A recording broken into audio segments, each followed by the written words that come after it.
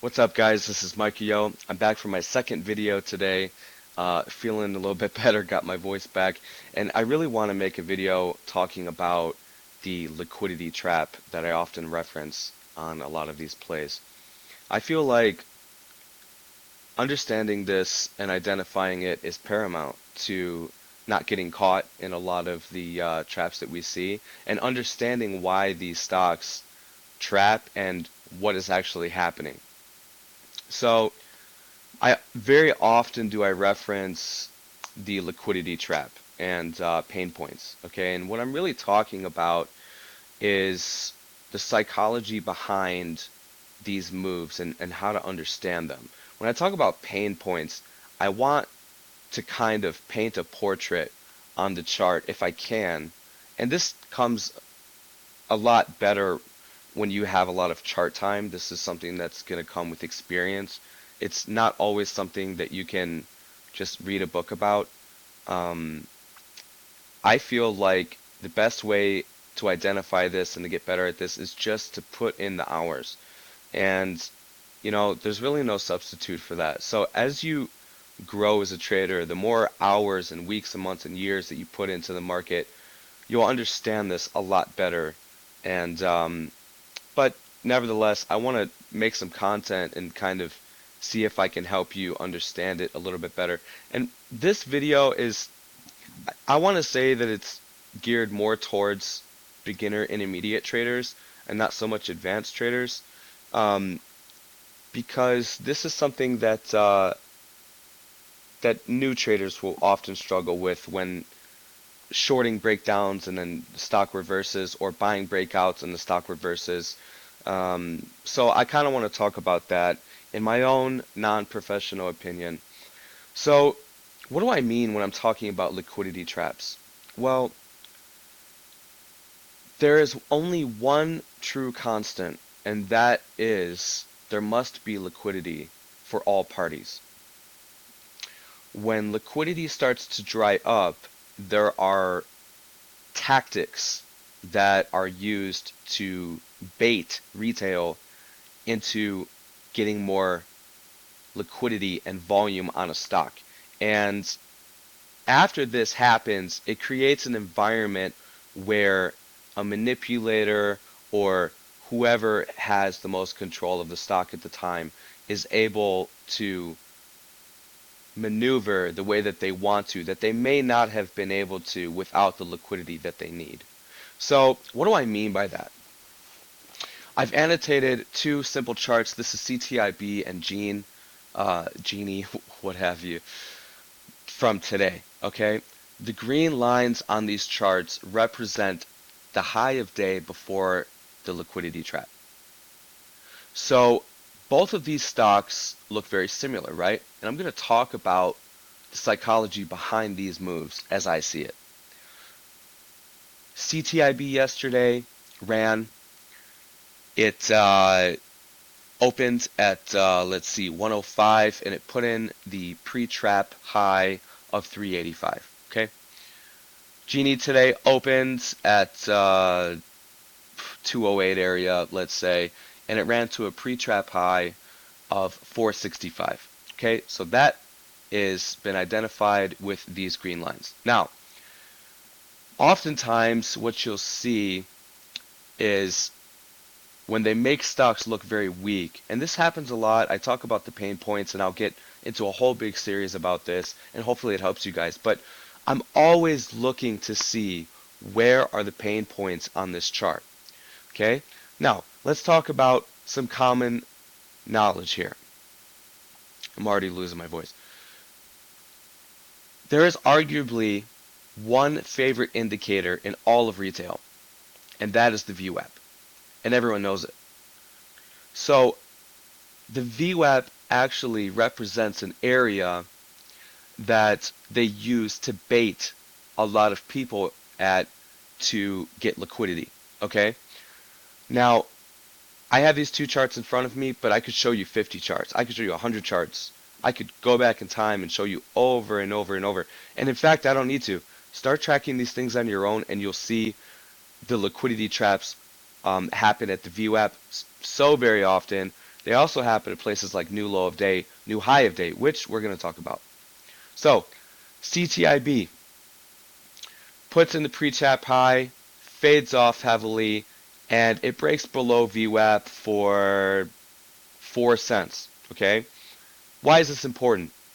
Because aggressive short sellers are looking to slam at the break of VWAP. Okay? This create on low float stocks especially, this creates an environment where a lot of liquidity is raised. When you see these short squeeze traps, they almost always start by being very beaten down, right? The stock will put in a high, it'll fade. It'll There's a few different variations and I could talk about them. One of them is the flush below the VWAP. Another one is the flush below the open.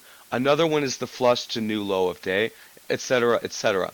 All of this is just psychological manipulation into making retail think that the stock is done. The stock is toast. They may not have the liquidity that they need for the move higher here. Okay? They may be running out of gas a little bit.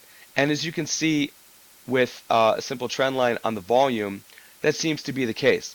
Now, how can you add a ton of liquidity? As we know, when shorts panic and they start covering, it can spike the stock on low floats. So what's happening here is they make you look very weak, they fade it below the VWAP, and then if the stock recovers, it starts to grind a little bit, it spikes, all shorts are looking for their exit. Well, what's a great stop loss? On this chart, maybe 350 area, right? And previous high of day. Okay? Now, that's short seller's perspective. If 350 area is 350 and previous high of day are great reference points for risk. If for a short seller who's shorted the VWAP, right? So let's stop time here. I talk about pain points a lot. Their pain points are 350 and previous high of day. Okay? I think it's fair to assume that. Now, let's talk about longs. Longs see that price dipped below the VWAP and recovered. Longs see that it got to 350, faded off, came back and crept again to 340s, faded off, put in a double bottom here, right? We just have to think how retail is thinking.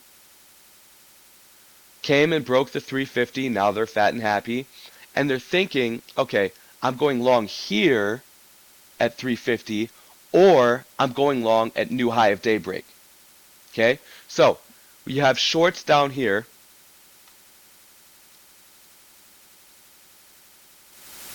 That didn't work. You have shorts down here that likely slammed into the VWAP, right? The VWAP break. Then you have the reference points, which is what I call my pain points here. Now, if you're a manipulator and you need to dump a ton of shares, what is the best time and place to do that? The best time and place to do that is into long retail.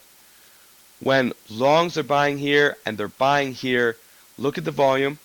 Okay, I've annotated it for you on the bottom.